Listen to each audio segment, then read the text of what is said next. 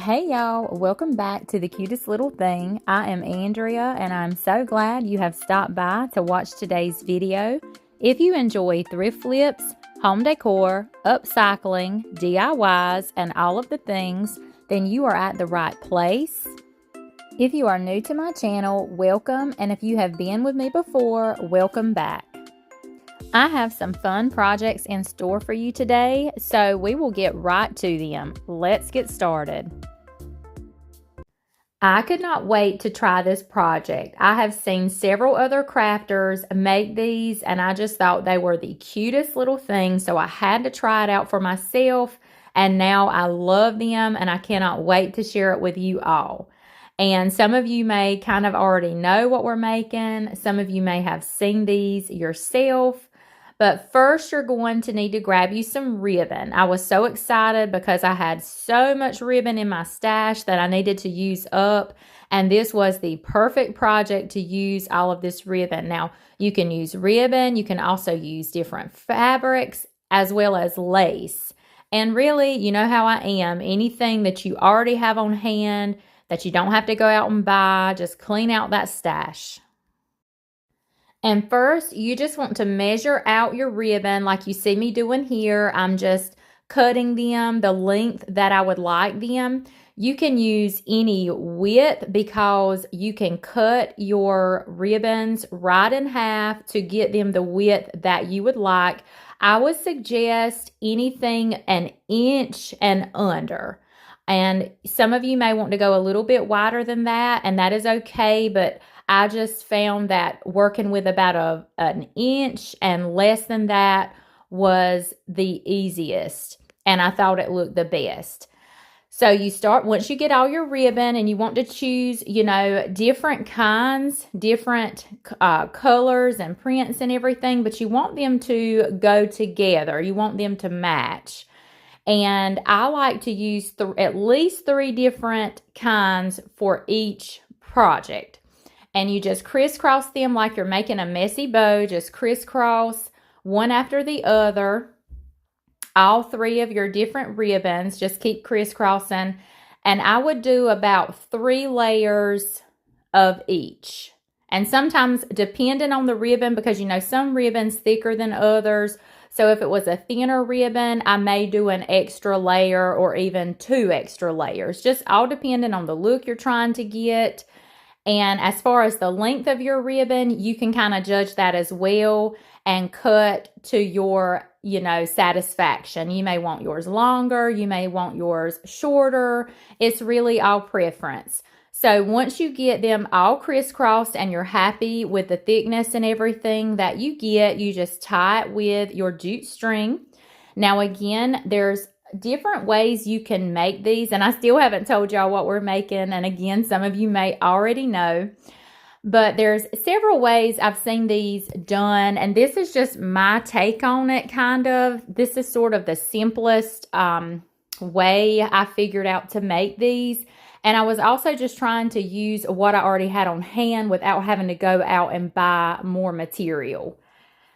So after you get all your ribbons tied with your jute, now this was my first attempt, and I took this floral wire that I get off of Amazon, and at first I was going to wrap my wire around my jute because look at these cute little salt and pepper shakers. Now you can use any salt and pepper shaker, but I have been getting mine from Cracker Barrel. You can get the little mini size ones for 99¢. And a lot of times you can catch them on sale if they're trying to get rid of some and get them even cheaper than that. So I did that with my wire to feed my jute string up through my salt shaker. I figured that would be the easiest way, but I'll show you a little bit of an easier way I figured out to do after this first one. This was just, y'all are seeing the very first time I attempted the salt shaker tassel ornament. That is what we are making.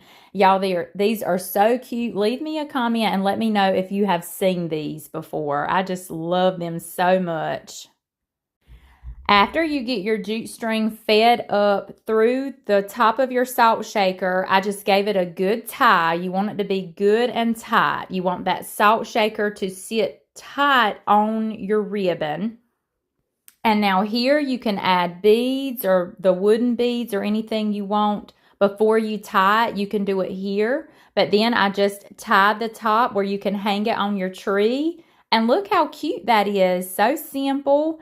And here is another one. This one's from Cracker Barrel as well, the cute little Christmas barn. And again, I'm going to just show you, several of these that I did that day where you can see the different variations. I did each one just a little bit different because I was playing around with it. So in this one, I'm using some of the Jubilee homespun fabric.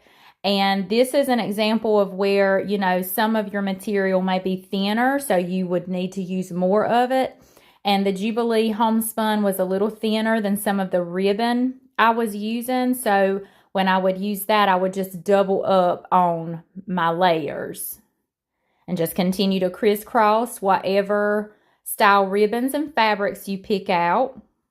Okay, let me show you what I changed this second time. I took my wire from Amazon and I wrapped it around just around where I tied the ribbons and fabrics. I tied that really tight and then I just it'll take you just a little while sometimes to feed it through and find the top of your salt shaker. And here is where I added the little wooden beads before I tied it. And you can tie this wire. You can tie it just like you tie a shoelace. So I tied it after I added the beads. I tied it one time. And then I laid my jute string hanger across that. Then I tied it again. And then you make your little double knot in your jute string where you'll have your hanger to hang it on the Christmas tree. Or you can hang these on a cabinet knob. It doesn't have to be on a Christmas tree. And then I would just cut away the excess floral wire. And that seemed to work really well. And you don't have to use jute. You can also, like I started using, if I had homespun fabric in the tassel, then I would put a little piece of that homespun fabric for the hanger. So you can get creative with these and just, use any style ribbons and fabrics. I mean, the possibilities are endless. I just think they are so cute. And then you can trim up if you have some ribbon hanging, you can trim them up and get them how you want. And another reason I like working with the wired ribbon is because you can bend it and kind of fluff it out and make it look thicker. And here's another one. Look at the little hedgehog. There's just so many of these cute salt shakers at Cracker Barrel. Y'all will just have to check it out. You can also go on their website and order as well. And the same technique, you crisscross. I was going to show one more time how I tied everything. See how I'm giving that a good tie so your ribbons and fabric will hold together really well. I give that a double knot. All right, so then take your floral wire, and wrap that. And you want to get it tight. You want it to be really tight so everything will stay in place. And I would just pull it really tight and then I would twist it. And then there you can cut away your excess jute string because you're not going to need that because you're going to feed up your wire that you put. And just feed it and cut it where it's long enough to feed all the way up your salt shaker. And then if you want to add beads or anything like that on it, just make sure you cut it according to, how long you'll need it. So then once you feed it up through the top of your salt shaker, give it a good tie. And see, this is where I laid a piece of the homespun fabric, a little scrap that I had cut off. And then tie that wire down. Just like you're tying a shoe, you can double knot it as well if you would like. And then I'm going to add 2 of those wooden beads. And that wire, it just feeds, in so much easier than the jute string. So I definitely found that to be easier than the jute string. Okay, that's what it was. I almost forgot to add my beads. So now we're going in with the little scrap piece of fabric. I just laid it over the top, tied down my wire, and I did do a double knot there. Then you can cut away your excess wire and give your not your jute string, your piece of fabric a little tie at the top. I like to double knot that as well, just to be sure, it holds and you don't have to worry about it coming undone. Make sure it's good and tight. Cut away the excess, and then you want to fluff it out. You can give it a little shake and just get your fabric and things, get it adjusted and trim it. And easy as that, y'all. And you can just do them so many different ways. I just think these are the cutest.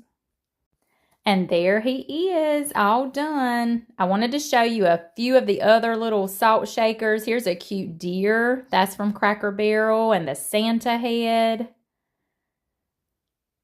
And look at that little goat. They just had so many cute ones. So I just wanted to show you several of the others. Here's some more that I made. Y'all let me know what you think of these. They make perfect little gifts. They have been selling really well in my booth. So they would be great to make for your booth, or if you're going to be in a craft fair or something like that, or even just for your own home decor on your tree. And again, it doesn't have to just be for Christmas. You can use, other kinds of salt shakers and hang them on your cabinet knob or your doorknob. I just think they are super cute. I hope you are all enjoying today's video. If you like what you see so far and you haven't already, I hope that you will consider subscribing to my channel. Make sure you hit that notification bell where you can choose to get all notifications and you won't miss any future videos. Thanks so much for being here today. Now let's get back to the DIYs. Today we have another muslin fabric project. Y'all know how I love my muslin fabric DIYs, and I get my fabric from Amazon. And you also know how I love coffee grunge. If you're not familiar with coffee grunge, it's instant coffee, hot water, cinnamon, vanilla, and I love to add pumpkin pie spice to mine. And I will include that recipe for you in the comments or in the description. I cut my fabric out into the shape of a gingerbread man. I did use a template off of an Etsy shop, and I traced it onto my fabric, and then I cut that out. But you can also find the little foam cutouts from your Dollar Tree. My Dollar Tree never got any in, so I had to go this route, and I couldn't find my wooden cutout that I had already. So this is the route that I went, but you just cut out your gingerbread man shape, and I went ahead and coffee grunged my fabric. I'm just taking this coffee grunge and taking a paintbrush and brushing on that coffee grunge, and I just do the outside of it. And for each gingerbread man, you want two pieces of fabric, two cutouts, because you're going to need a front and a back. We're going to hot glue. These are going to be no sew. So we're going to hot glue these and use polyfill to stuff them.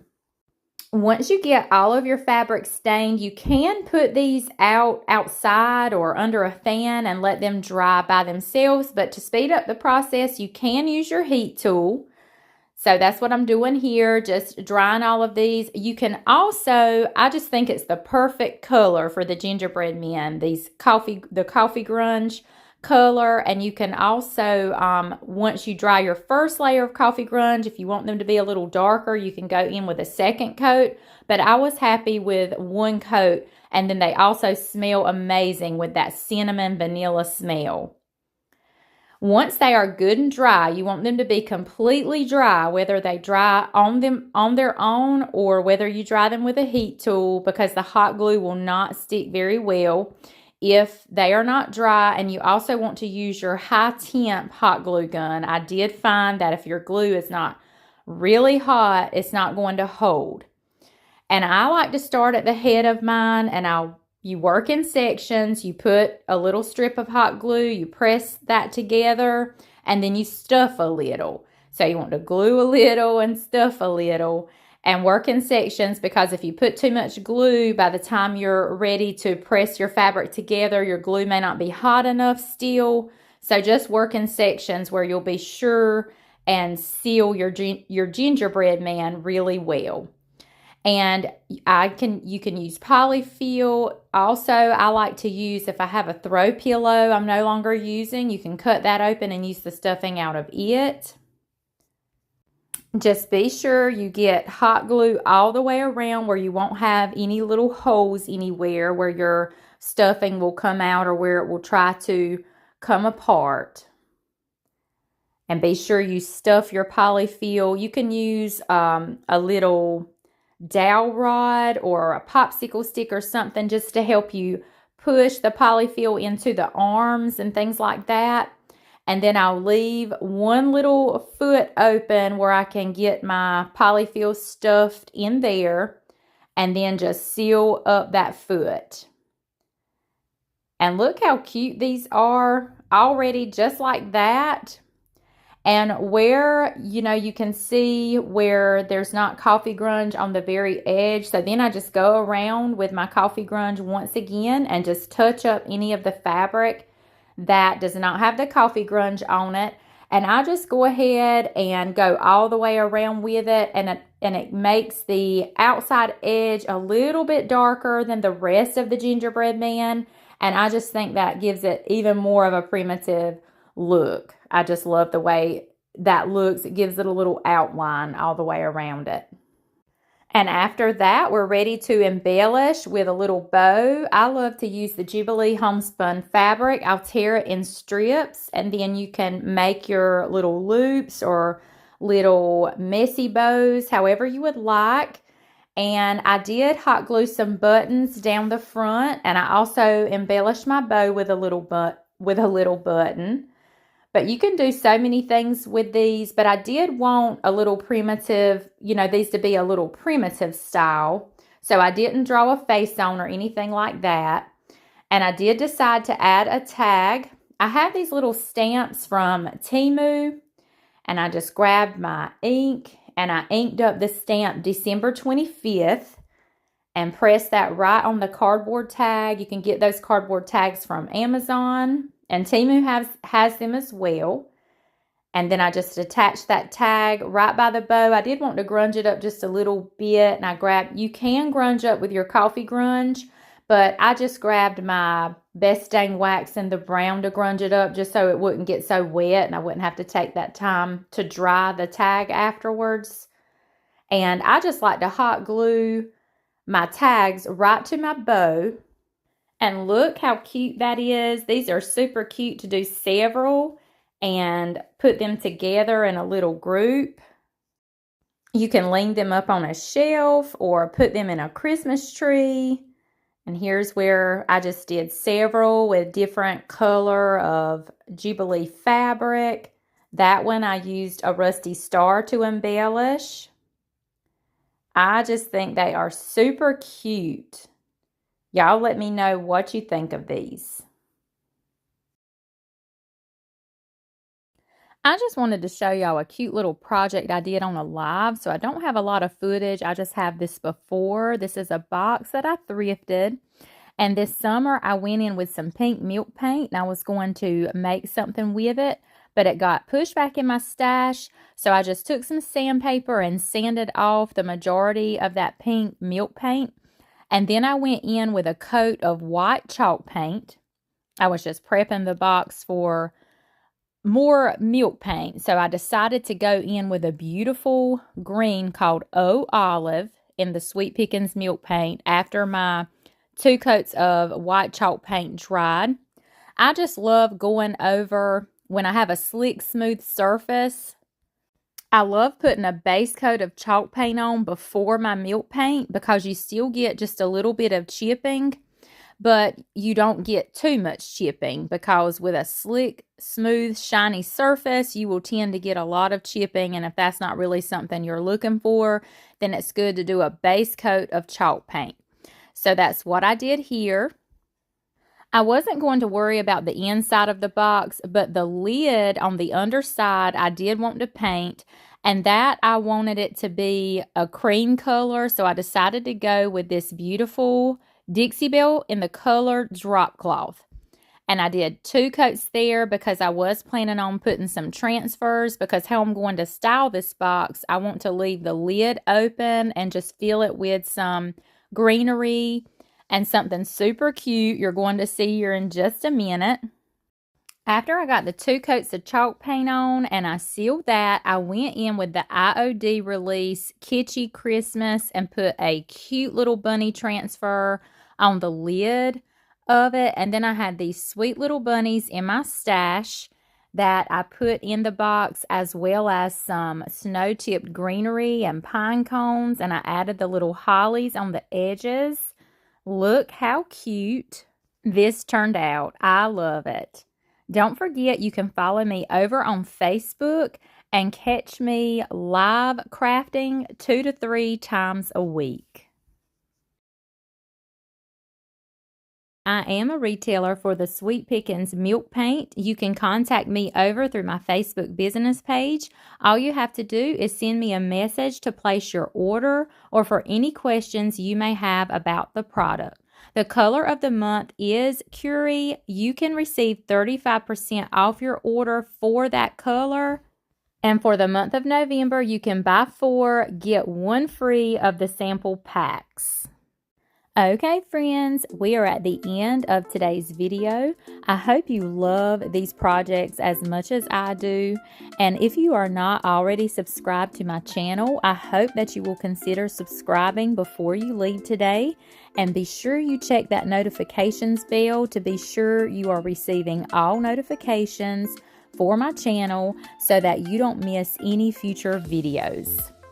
Normally, I upload a new video once a week, but from now until the end of the year, I'm not uploading on any particular day or anything like that, just when I get them ready for you all, and I may even have 2 videos out some weeks, getting all of these awesome Christmas DIYs out to you all. I hope you all have a very blessed week and a very happy Thanksgiving on Thursday with your family and friends. And once again, I thank you for all of the support you show me and my channel. Have a blessed day, friends, and I will see you on the next one. Bye for now.